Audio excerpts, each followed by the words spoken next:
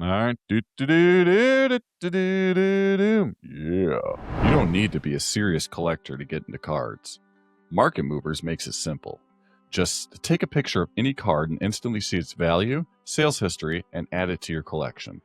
With data from millions of transactions across all major marketplaces, you can trust what you're seeing. You can track your collection, follow your favorite players, and better understand the card market. Plus, members get monthly giveaways, a weekly newsletter, and invites to live events. Use code GONE20 for 2 weeks free. Then 20% off for life at marketmoversapp.com. What's going on, everybody? Welcome to another segment of the Hobby Huddle, sponsored by Market Movers. And with us today from Market Movers, we got the one and only T-Pott. T-Pott, what's going on, man?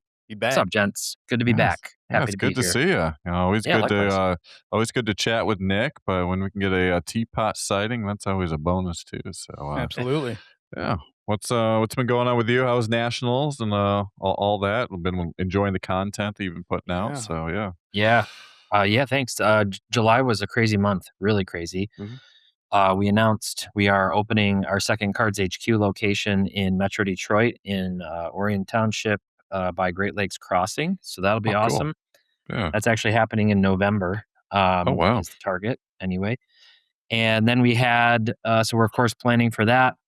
We always have a lot going on in July. And then Fanatics Fest was in New York City in July. And then like a week later was the National in Chicago.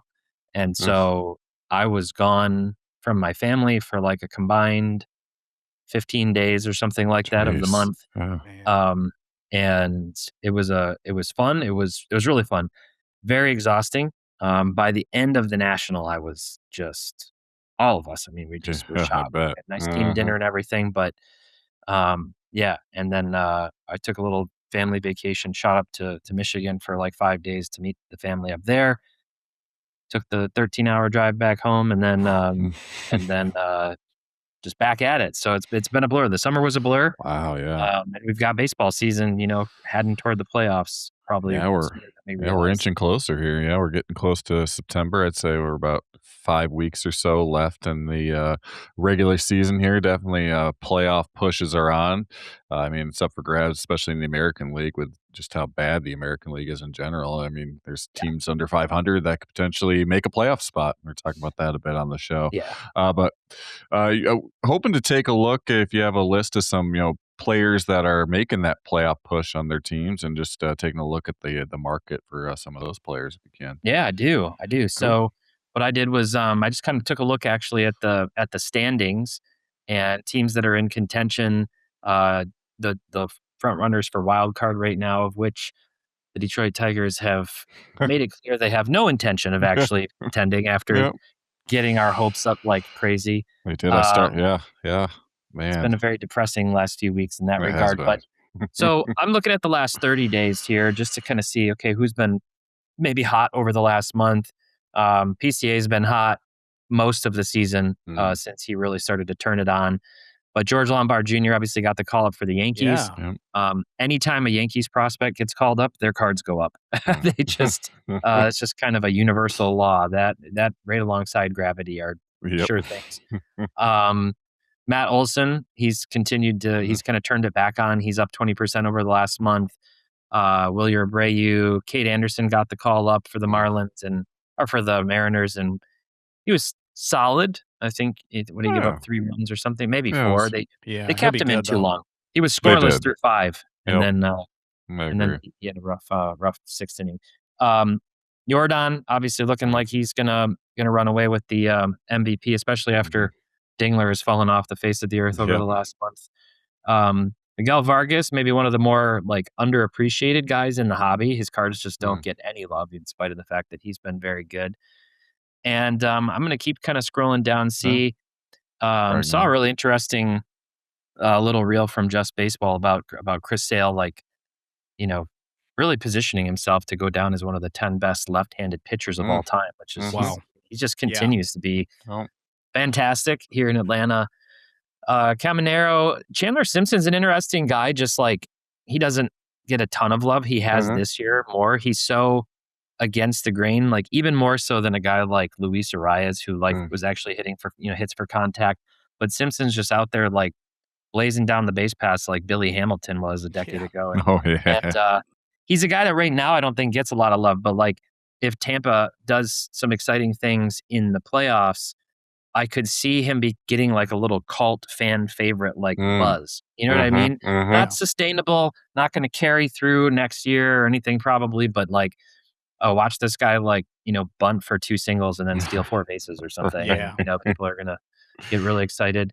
Obviously Ohtani is always on any list where we're talking about performances and people are just waiting for the Dodgers to see what's going to happen. Couple other guys. I feel like Jeremy Pena hasn't really gotten any respect this year in spite of the fact that he's now putting together a few really solid years in a row. Kike Hernandez, a fun fact, I don't know, did you guys know that he opens cards on his Instagram? He has did not his know Instagram that. called Pokemon. Yeah. And so he does Pokemon as well as sports cards and just rips a lot of stuff. Phil Hughes was doing that like 5 years ago, and this kind of reminds me of the replacement. Phil Hughes pretty well. Yeah. So we got Michael Harris kind of flat. I'm just kind of scrolling through the list so anybody who's watching can kind of see some of these guys of note. Roman Anthony potentially coming back as early as this Friday. So I've had him in my IL slot all season on my fantasy team waiting for that return. Skubal, like I won't go down too much detail into Skubal, but like after he got traded, the number of people, including Detroit fans, who were like mad at him for going to the Dodgers, I'm like, dude, he didn't pick to go to the Dodgers. Yeah. He said he wanted to stay. Yep. It's just the whole thing is unfortunate. I wish we could have kept him. Maybe we'll get him back. Probably not. Zach Wheeler and Churio's a guy who's done it a couple years since he was a rookie in the playoffs, has shown up big. Mizorowski's obviously got a lot of buzz for a pitcher. Get him out there in an important game in a series and watch him, strike out 14 or something, and you could certainly see a spike there. Judge, there's still not a timetable on him. What I'm seeing is like sometime in September they're hoping. So assuming New York stays in a wild card spot, which they probably will, but there's still a lot of baseball left. They're comfortable. I'm not a Yankees fan, but I think if you're a baseball fan, you have to kind of want to hope for Judge to like show up in a big series or something. Like he actually didn't play as poorly last year as people I think he did. He was pretty. I think he hit like 500. Yeah, he did well in the DS last year. It's the big moments. It's like he needs a big moment. He needs like a walk-off or something, that does it late. You've got the Mariners still kind of hanging around in the AL West, which is like the worst division in baseball. Those teams can decide if they want to actually play in the postseason or not. Somehow 3 of them are all in contention because nobody wants to. Nobody wants that last spot. Yeah. Compare that to the NL West, and it's like, geez, come on. So you got Mookie, Corbin Carroll, who I tend to believe is kind of one of the more disrespected players in sports cards or baseball cards. Like over the last couple of years, he's very good. And Freeman obviously gets a lot of heroics. If I keep scrolling down, I have to point out that this dumper bum, who I actually really like, I had him on my fantasy team all year this year and started most weeks, including like while I also had Dingler. So I was starting both of them every day. When do you ever start 2 catchers in a fantasy league? But I couldn't bring myself to bench him. I just kept going like, he's got to get it. He's got to get it at some point. He's going to put it together. Last Friday morning, I dropped him. He hit a home run that night, and he hit 3 of them yesterday. And I'm just like, do I pick him up again? Like, I don't know. Michael took him off the scrap heap the other day because someone dropped him, and then Michael was like, you know what, I'm going to take a chance and pick him up. Then he got 3 home runs last night. I've been waiting today, like hoping somebody else will just take him so I don't have to. Right.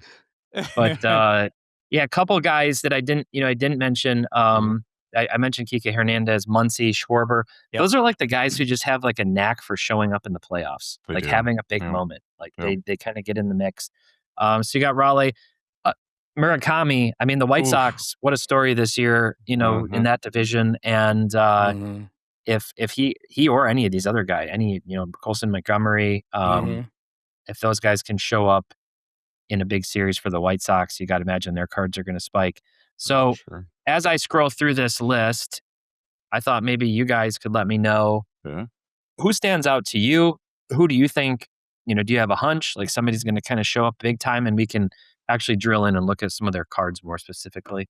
I think right off the bat, PCA, man. PCA I mean, it's no surprise. I mean, he's my favorite for the MVP. I know Shohei is, the odds-on favorite, but I think PCA is right there. And I've been buying stock in him for the last few years.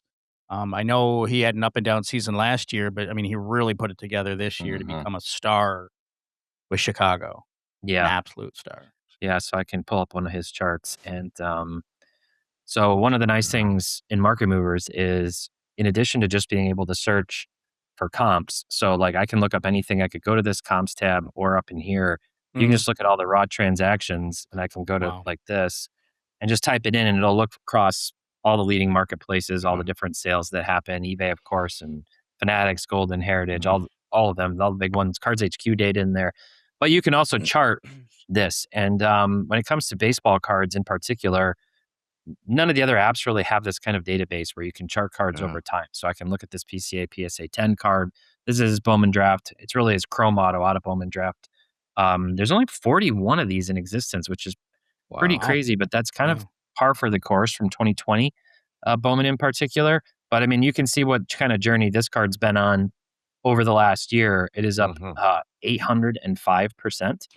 So this card plummeted. If I actually go back, let me go back to like the start of the season last year, because his cards went up a ton and then they came down. You remember that first and second half that he had.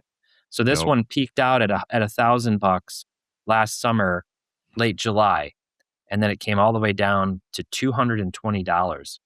And that was when people had just kind of forgotten about him. They were heading into the playoffs, and PCA was a non-factor. And this one's just been on a rise, $1,150, and then most recently almost $2,000. Wow, that's really interesting. Yeah. On the PCA, and that's kind of the case for a lot of his cards in general. Wow. So, any thoughts on the? You guys like the Bowman firsts typically, or are you more like rookie card guys? I'm more rookie card. I mean, as soon as they get once they get pro, I mean, when they make the bigs, that's when that card for me is. Yep. So when that RC emblem, that's like that's the card. I like it. Hit the pros. I got the rookie card there. Yeah. So you can. That's like my go-to. See, I just type anything in here. I can kind of look at all of these things. So let me throw his rookie card on here. There's 271 of these. This is just his base rookie, and they're doing the butterfly dance that I call it. Like riding the wave together. Both of them have just both spiked up in that regard, and then another nice thing is when you click this open, you can actually look at the different parallels. Just like scroll down and see what the pricing is on different parallels. Look at what each of these are going for. Find your favorite one. You can scan it on the phone and it'll pull up the picture or pull up the cart too from the pictures. But you can look at the different pricing in different grades. So I could look at the raw condition of this card. But all tides are rising for PCA. And as you said, I do think he's probably going to snag that MVP. But still hearing a lot of debate. I think the pundits like to keep it interesting. Oh, for sure. I mean, Shohei's always going to be there regardless of, how his season's going. It always seems like he's always in the mix, but man, PCA. Yeah. I was talking to a Mets fan the other day, and they were saying, can you believe that he used to be in our minor league system and they straight up for Javi Baez. Horrible. What a trade. What a trade. That's, love Javi. I love Javi, but also Javi. You know what I mean? Yeah, still got one more year of Javi in Detroit. I thought we were done after this year, and then I was listening to the radio, and I was like, we still got another year, and then I got sad all over again. Yeah. So here's Ohtani's Bowman Chrome hitting, his base batting, kind of iconic rookie card. Everybody knows this one. Oh, yeah. And Ohtani's stuff has just been on an absolute constant rise as well. This is I took that same time frame, so last 16 months or so. and this card is up 565% over the last 16 months. I couldn't believe it when it hit like 5,000. And the fact that this just keeps going, I've given up trying to predict where the ceiling is for Ohtani's market because it just keeps going. Now we are seeing a little bit of a downward here. You know, he was obviously pitching lights out. Yeah, first couple of months of the season. But yeah, what do you guys think? I was asking Nick this too, and I wanted to get your thoughts on it. Are you ever worried about being like having like an over like saturated market for Ohtani? I'm always worried that his markets can become like oversaturated. Yeah. I mean, look, I actually have a video coming out on the Market Movers YouTube channel next week, Monday.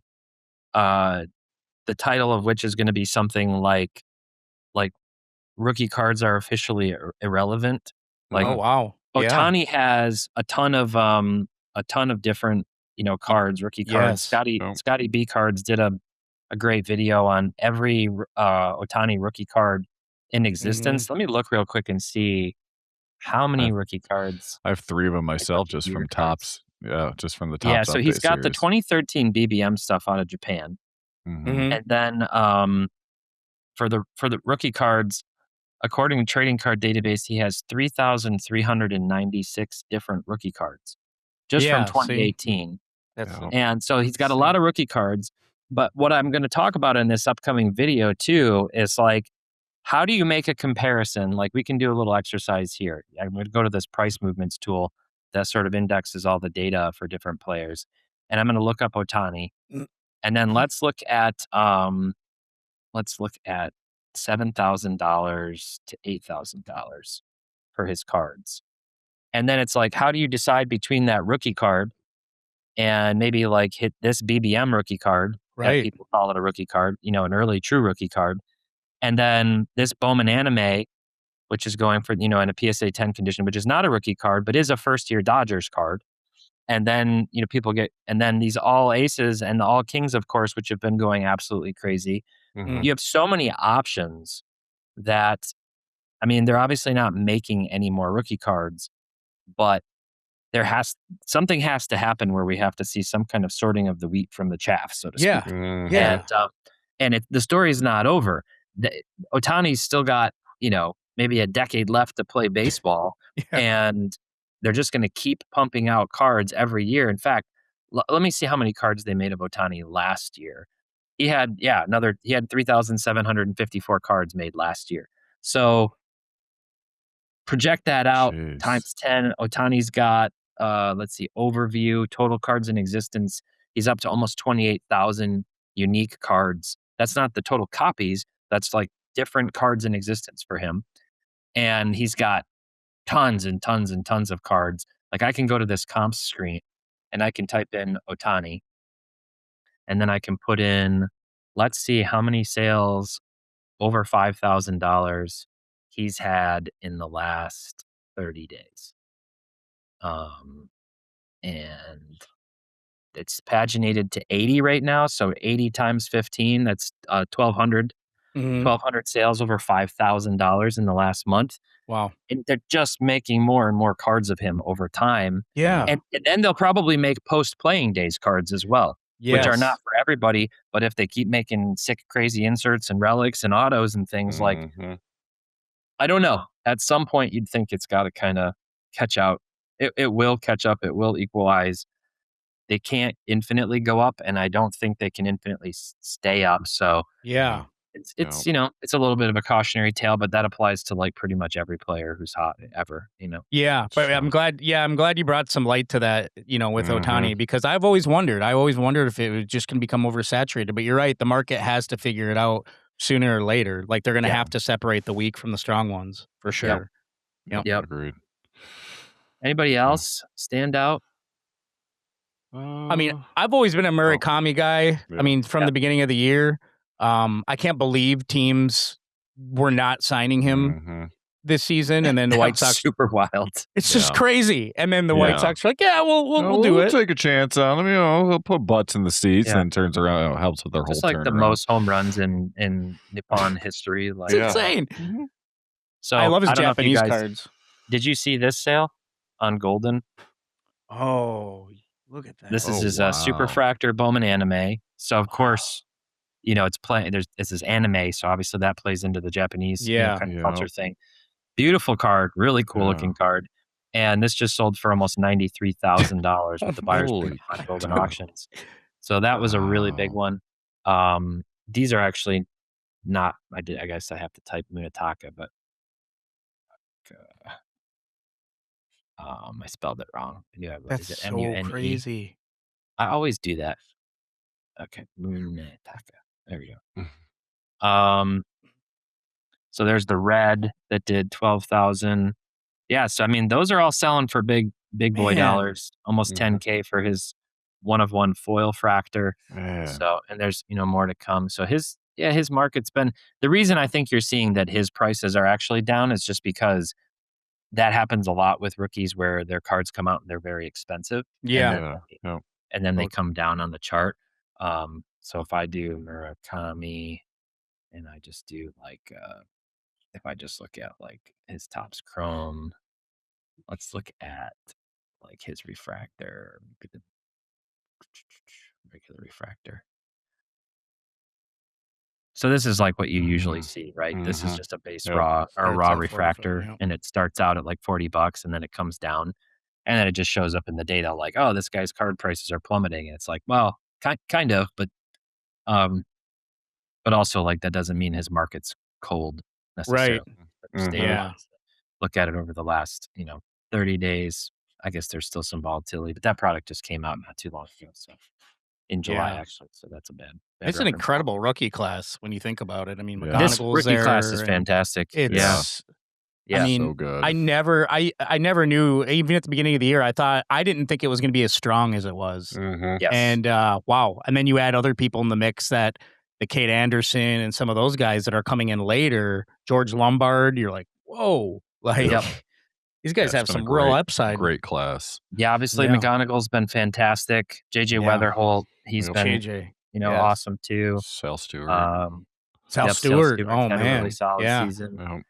So Sneaky we can kind of look at ESPN and see. Obviously Jordan, I want to talk about him briefly too because he just doesn't get a lot of love. He doesn't.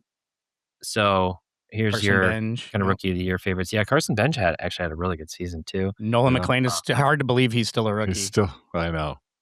Parker Messick is like only the second or third. I saw something. It was like the second or third rookie pitcher in history to throw at least a certain however many innings he's thrown over like 8.2 strikeouts per 9 with like a sub 2.5 ERA or something. They did one of those triangulations, but like he's been very good. He's been really good. Yeah. He's got interesting arm action too. It's kind of fun to watch. Agreed. Man. But yeah, Jordan Alvarez. Can we take a quick look at him for just let me pull up some. Let me pull up some of Jordan's. He could be triple crown, which is impressive. Yeah. That'd be the first one. It's not Miggy impressive, but it's not Miggy. No. Yep. Definitely not Miggy impressive. Let's do auto. Should take a look at this one.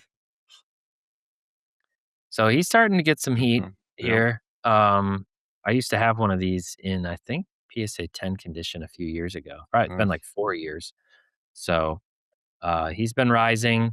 I like to sometimes look. You can click on this and look at all the data and see sort of where has this card been over time. And it's like only now is he starting to get the credit. This card peaked out back in 2023 at $129 raw, and he's finally just eclipsed that. So had to get this MVP push going. I know Nick, who's obviously a big Astros fan. It's unfortunate that he wishes they were playing better too. They're like we said, they may make the playoffs.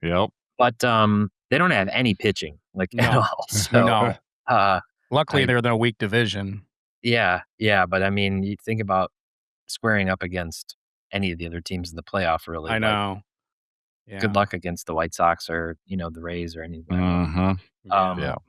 But yeah, this one up in PSA 10 condition, and then we've of course got his Bowman Prospect Auto. Yeah. So that's kind of interesting that this one is up over the last 180 days, 233%. Whereas what did I say the PSA 10 was up on this? 134%. So people still preferring to put the hype and dollars behind the far more short printed, I think. Oh no, actually there's about the same number of PSA 10s. I would trust buying a Jordan more than a lot just because the sample size already.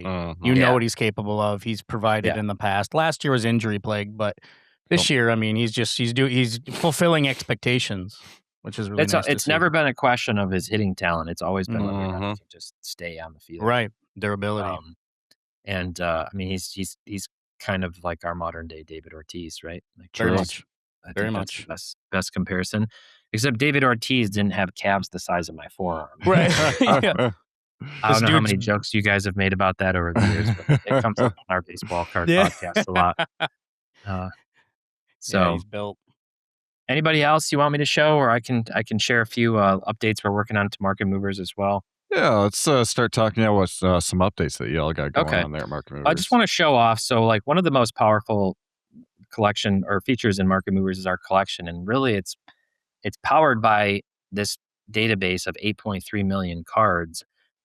One thing we're getting ready to release, though, actually, by the time you guys push this video out on the channel, it should be into the public production environment on our mobile phone. That is a pretty significant update to our cards database. So web and mobile right now, unfortunately, have a little bit of disconnect between them. We've been putting a lot of energy into the mobile experience. And basically what we've done is taken that movement screen that I've been showing everybody throughout this episode, and we're just renaming it Cards. And Cards is going to be where you go to just find cards, identify them, and then click on things to see kind of like more data about them, click to see the chart, all of that. What we're about to do is introduce another database of over 15 million additional cards that will be searchable. And we're using kind of some extended smart logic to pull in pricing. So right now, these 8.3 million cards you see, they go through a data verification process. My team writes queries for these cards so that the prices match accurately. We're going to be bringing in a whole bunch more cards. And our goal by the end of the year is to have every card in existence discoverable in Market Movers. So you'll be able to find the card, hopefully get photos. Obviously, some cards, there's just never been a photo seen of them, so they won't always have photos. But that's our big push. It's been an ongoing process. And so that powers collection too. And I like to show people in collection, you can track anything. So there's two ways that things happen. I've got this All Aces Chris Sale card here, for example. And we have this one. I bought a PSA 8 from Cards HQ, got a good price on it. Didn't care it was a PSA 8. And I can, track this card over time really easily. If another sale happens, like this one that was for $200, it's going to update the value in my collection. And so you can track anything. And then you have other cards that aren't yet matched for price tracking in the database that will allow you still to click on them and see, okay, how do I check the value on this? So like take this Tarek Skubal. All I had to do was type in like the first few details of it. I found the card. It creates a query that's just going to generate pricing. And you can see like I can always click on this and kind of see, okay, what are these cards going for? Yeah. We just introduced a really cool feature that does like an auto crop. So if you want to select a photo, this was actually my purchase from eBay. And so if I click use photo, you'll notice the original photo from eBay like kind of has like some border. It's the top border. It's actually a pretty good photo for eBay. But I can still use this auto crop feature, which then like smartly crops all the borders. So this is truly, I'll show you what this looks like, my favorite view, and you can do this on web and mobile, is like, this is your collection. This is your binder, like completely visualized so that you can scroll down and interact. That's awesome. You can track, I got this sealed pack that is literally on my desk right here that somebody gave me from 2018. You can track that in here. There's a lot of different cool stuff you can do. So really exciting. Market Mover is super powerful for tracking your collection. It does not take a lot of time. And soon, hopefully over the next few months, we will have a really big upgrade where basically any graded card from PSA, Beckett, SGC, CGC, you will be able to scan and then just also get instant pricing, even if it's not in our tracked database. It will tie it all those cert numbers to our comps database and be pulling in pricing as well. So getting some really big lift over the next few months, and as we head into 2027, I'm really excited about some kind of net new stuff that just like doesn't exist anywhere in the app space for the hobby to support it. That's awesome. I love how detailed everything is. I mean, you guys, compared to when we first had a hobby huddle to where you are now, I mean, you were started out great. Now it's like, I mean, it seems like you guys are like just evolving so fast. Yeah, we've hired some really new, good, new talented people. We have a great designer. We've been scaling up our product team, our engineering team. And more than anything, we've been doing a lot more user research and like discussions, user interviews. We have a beta tester group.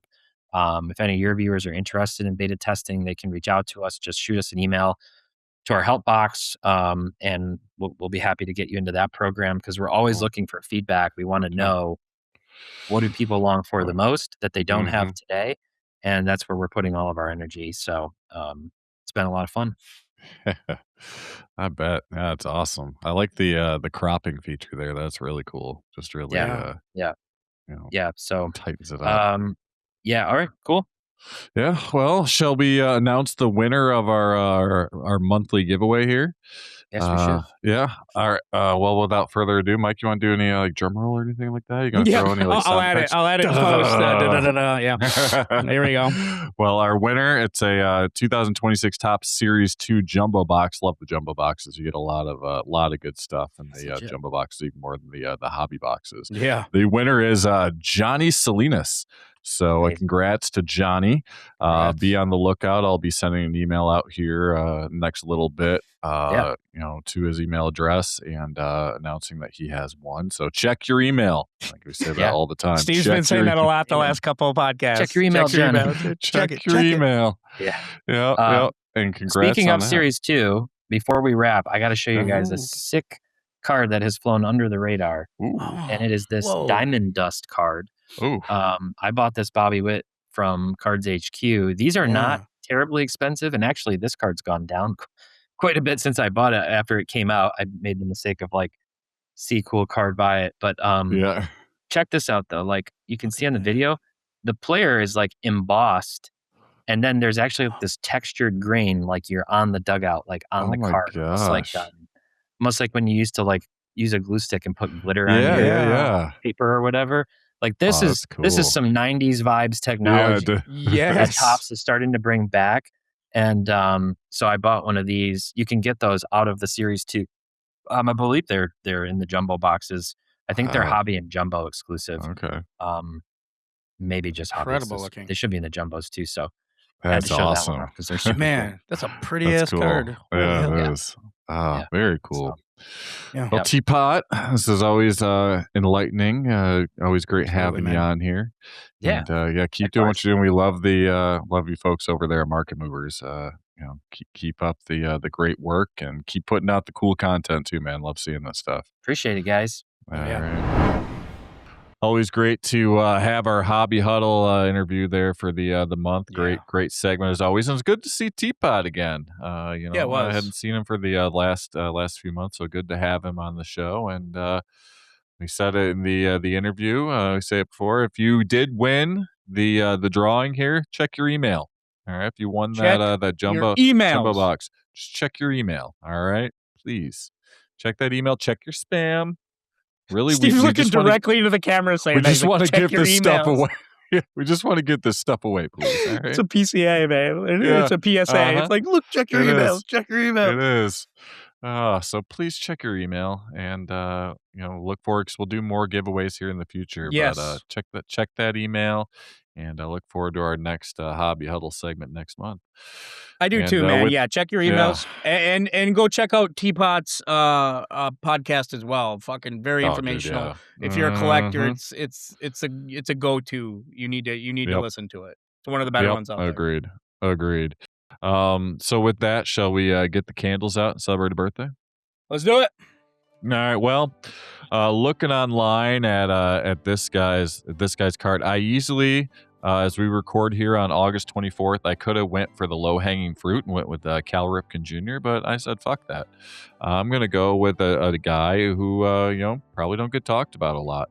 Looking online at his cards here that are pretty good, I'm gonna go with his 1919 to 1921 strip card, number W514, and yeah, you guessed it. It's Harry Hooper, everybody. So it's a happy heavenly birthday to Red Sox great and Hall of Famer Harry Hooper, born on August 24th of 1887. Like I said, could have went with Mr. Reliable Cal Ripken, great numbers. But let me read you Hooper's Hall of Fame numbers here, Mike. 281 average. So this is a guy who's the Hall of Very Good. 2,466 career hits, 75 home runs, 816 runs batted in, 375 stolen bases. The majority of his career with the Boston Red Sox before finishing it out with the Chicago White Sox. He's a 4-time World Series champion, and he's in the Red Sox Hall of Fame. Also inducted into baseball's Hall of Fame via, Mike, you guessed it, 1971, via the Veterans Committee. Go fucking figure. Go. Like, I understand Red Sox Hall of Fame, great. World Series champion, get it, totally. 4 times, yeah. Red Sox Hall of Fame, love it. Baseball's Hall of Fame, no. Anyway, a little trivia on Mr. Hooper here. Hooper is one of only 2 members of 4 separate Red Sox World Series championship teams. That was in 1912, 1915, 1916, and 1918. So there we go. Hooper. Well, happy birthday, you hooping son of a bitch. And hey, congrats to being in the Red Sox World Series at least. But yeah, the baseball Hall of Fame, I don't fucking think so. I mean, you were teammates with Babe Ruth, so there's that. So yeah, that going for you. I feel like they need to audit the fucking the fucking Hall of Fame. Yeah. How much of that was you, Hooper, and how much of that was Babe Ruth on some of these World Series teams? All right. Exactly, bro. Exactly.